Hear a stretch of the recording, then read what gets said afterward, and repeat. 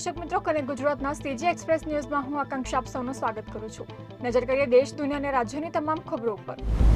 વડોદરા શહેરના new VIP road પર આવેલ નાગબા નગર 2 ખાતે જ્યોતિ બોટલિંગ નામની સોડાની ફેક્ટરીમાંથી 10 બાળકોને એન્ટી હ્યુમન ટ્રાફિકિંગ યુનિટે મુક્ત કરાવ્યા છે, જ્યાં બાળકો પાસે બાળમજૂરી કરાવવામાં આવતી હતી। પોલીસે આરોપીની ધરપકડ કરીને આ મામલે વધુ તપાસ શરૂ કરી છે।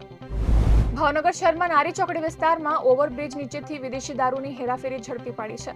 પોલીસ પેટ્રોલિંગ દરમિયાન જાહેર રોડ પર શંકાસ્પદ રીતે ઉભેલા એક શખ્સ પાસેથી 2 અલગ અલગ ખાખી કંતાનના કોથળામાંથી ભારતીય બનાવટનો પરપ્રાંતીય અંગ્રેજી દારૂનો જથ્થો મળી આવ્યો હતો।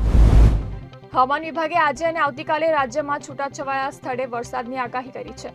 કમોસમી વરસાદની આગાહી સાથે આજથી અમદાવાદ, રાજકોટ અને ભુજમાં ગરમીનો પારો 40 ડિગ્રીએ પહોંચવાની શક્યતા છે।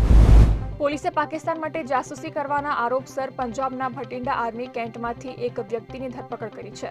રકીબ નામનો આ વ્યક્તિ ઉત્તરાખંડના રૂરકીનો રહેવાસી છે। તે આર્મી કેન્ટોનમેન્ટમાં દરજી તરીકે કામ કરતો હતો। કેન્દ્રીય ગૃહ મંત્રાલયે રાજસ્થાનના સરહદી જિલ્લાઓમાં હવાઈ હુમલાના દૃષ્ટિકોણથી સંવેદનશીલ ગણાવ્યા છે। આ જિલ્લાઓમાં મહત્વપૂર્ણ સ્થળોએ ઇલેક્ટ્રિક સાયરન લગાવવા સૂચનો આપવામાં આવી છે। આનો સેન્ટ્રલાઇઝ કંટ્રોલ રૂમથી ઓપરેટ કરવામાં આવશે। જસ્ટિસ ભૂષણ રામકૃષ્ણ ગવઈએ આજે ભારતના 52માં ચીફ જસ્ટિસ પદના શપથ લીધા। વર્તમાન સીજીઆઈ સંજીવ ખન્નાનો કાર્યકાળ 13 મેના રોજ સમાપ્ત થયો હતો। આજે રાષ્ટ્રપતિ દ્રૌપદી મુર્મુએ જસ્ટિસ ગવઈને પદના શપથ લેવડાવ્યા હતા। અમેરિકાના રાષ્ટ્રપતિ ડોનાલ્ડ ટ્રમ્પે ફરી એકવાર ભારત અને પાકિસ્તાન વચ્ચે યુદ્ધ વિરામનો શ્રેય પોતાના નામે કર્યો છે। મંગળવારે સાઉદી અરેબિયાની રાજધાની રિયાદમાં ટ્રમ્પે કહ્યું કે મેં બંને દેશો વચ્ચે યુદ્ધ વિરામ માટે મધ્યસ્થી કરવા માટે મોટે ભાગે બિઝનેસનો ઉપયોગ કર્યો। અમેરિકા અને સાઉદી અરેબિયા વચ્ચે $142 અબજ ની ડિફેન્સ ડીલ કરી છે। આ કરાર હેઠળ સાઉદી અરેબિયાને C-130 ટ્રાન્સપોર્ટ એરક્રાફ્ટ, મિસાઇલો, રડાર સિસ્ટમ અને ઘણા અદ્યતન શસ્ત્રો આપવામાં આવશે। દક્ષિણનો સ્ટાર ઋષભ શેટ્ટી બોલિવૂડમાં એન્ટ્રી કરી રહ્યો છે। અભિનેતા ટી સિરીઝની એક ફિલ્મમાં ભગવાન હનુમાનના રોલમાં જોવા મળશે।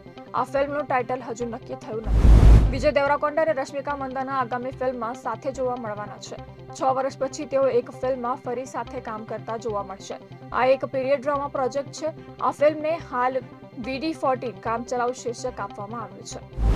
તો આ હતા કનેક્ટ ગુજરાતના આજના CG7 સ્પેશિયલ ન્યૂઝના સમાચારો, અને વધુ અપડેટ માટે તમે જોડાયેલા રહો કનેક્ટ ગુજરાત સાથે। ત્યાં સુધી મને રજા આપશો।